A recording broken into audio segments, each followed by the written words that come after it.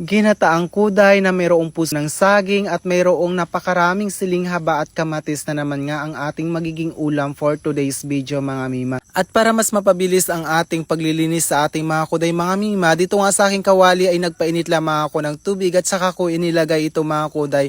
At nung okay na nga mga mima ay hinango ko na ito. At saka ko hinugasan ng isa-isa mga mima para mas maging malinis yung ating magiging ulam. At siya nga pala mga mima, please pakipalo po yung aking kapatid na si King's Vlog. At pakipalo din po si Biyaherong Kagawad Vlog.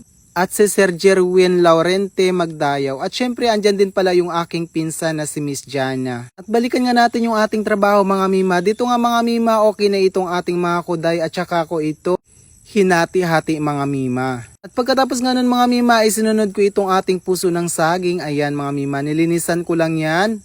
At tinanggal yung mga parte na hindi na pwedeng kainin mga mima. Siya nga pala mga mima, kung nakikita nyo po ako sa ibang vlogger na kasama nila ako sa pagbablog nila mga mima, hindi po yun magiging dahilan para makalimutan po natin yung ating content na pagluluto. Dahil ang nais ko lang naman po mga mima ay makatulong sa mga katulad kong baguhang content creator. Dahil po ramdam ko kung gaano kahirap ang pagsisimula dito sa larangan ng social media. At dito nga mga mima ay tinadtad ko lang ng maliliit talaga itong ating puso ng saging at saka tayo magluluto na mga mima. At nung okay na nga mga mima ang lahat, dito nga ay nagsalang na ako ng kawali at saka naglagay na din ako ng mantika mga mima. At antayin lang natin to hanggang sa uminit. At nung mainit na nga mga mima itong ating kawali ay naglagay na din ako dito ng sibuyas, bawang at saka luya mga mima.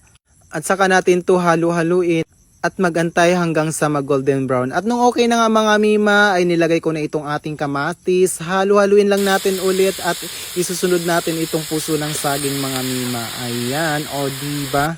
I-continue lang din natin mga mima ang ating paghalo dito sa ating gulay hanggang sa medyo magiging lata na siya. At dito nga mga mima ay ilalagay na natin itong ating gata. Bali, itong unang piga lang pala mga mima yung ating isasabaw sa ating ulam mga mima. At dito nga ay naglagay na ako ng asin at iba pang pangpalasa at saka ko itinakpan mga mima. At nung medyo okay na mga mima ay atin tong binalikan at hinalo-halo ko lang ito mga mima.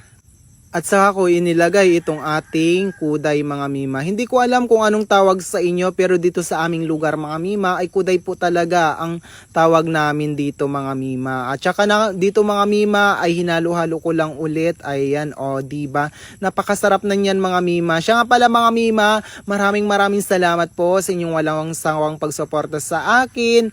Alam nyo ba nga mga mima, sa simpleng panonood, pag-like at pag-comment ninyo sa aking mga video ay sobrang napakalaking tulong na yon sa akin mga mima. Kaya mga mima, sana ipanoorin nyo po ng buo ang aking video. Mag-comment po ng naayon sa video na napapanood ninyo. Mag-react at mag-share po kayo. Ayan, maraming salamat po. At dito nga mga mima ay medyo okay na itong ating ulam. Ayan, hinalo-halo ko lang yan ulit mga mima. At sa ilang sandali na lang nga ito mga mima ay maluluto na itong ating ulam. Ayan, o diba? Pawis na ang inyong mima dyan mga mi. At siya nga pala mga mima, maraming salamat po sa mga patuloy na nagpa-follow sa akin. Parang kailan lang mga mima ay 500k followers pa lamang tayo. At ngayon nga mga mima ay nasa 540k followers na tayo. Ayan, maraming salamat po sa inyong lahat. Ingat po tayo palagi at hanggang dito na lang ang aking video. God bless us all. Bye-bye!